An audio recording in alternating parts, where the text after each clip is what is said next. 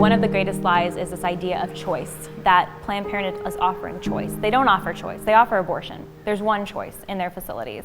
And they don't provide prenatal care, they don't provide adoption, they don't provide parenting classes. You would think from their name, Planned Parenthood, they're like preparing parents for parenthood. They're not. They're actually ripping children from their parents, horrific destruction of their children, of families. Look, freedom is a gift. It's a gift from God. We possess it as human beings, the freedom to choose. But in a civil society, I don't have the right to choose to kill somebody. There are laws to defend me from the other choices of people that might hurt me. I mean, as a woman, I have the right to my body, but I don't have the right to kill another person inside my body or outside my body. That's not a right. And so there's this twisted language where it takes something good, which is freedom or choice, and the abortion industry tries to mask the evils that they commit with these positive sounding words. If it's a blob of tissue, leave it there. Nothing will happen.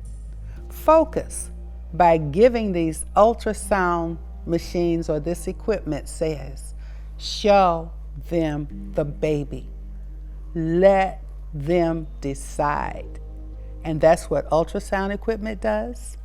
That's what God says, open your eyes and see what's here.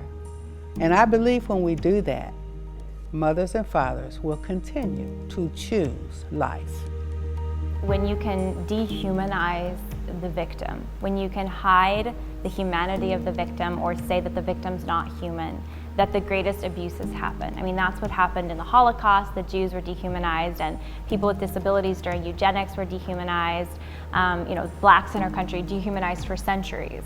And the consequence of dehumanization, first it starts with a lie about the human person, and then it leads to destruction and violence against them, often lethal violence. And that's exactly what's happened with abortion. We have dehumanized the child in the womb. We say that they're not human, they're potentially human, they're just blood clot clump of cells, it's not a life yet, life begins at birth, or life begins at some arbitrary moment when we get to decide it does.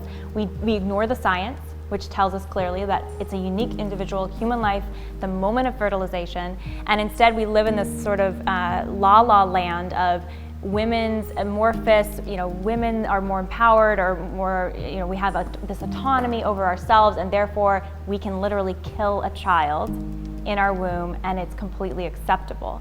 So to untangle that is sometimes as simple as showing the victim, showing the humanity of the preborn child, and then connecting the dots intellectually for people that an abortion procedure is not some sanitized medical thing that happens in the safety of a doctor's office and it's all okay, like having your wisdom tooth removed. An abortion is this violent dismemberment, literal dismemberment of a preborn child, or starving that child to death, depriving him or her of nutrients, or in the later trimester, injecting him or her with poison into her head or her heart and having her die an agonizing death.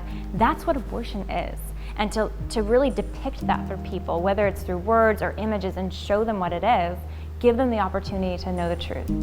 God says, I put before you blessings and curses, life and death. Choose life.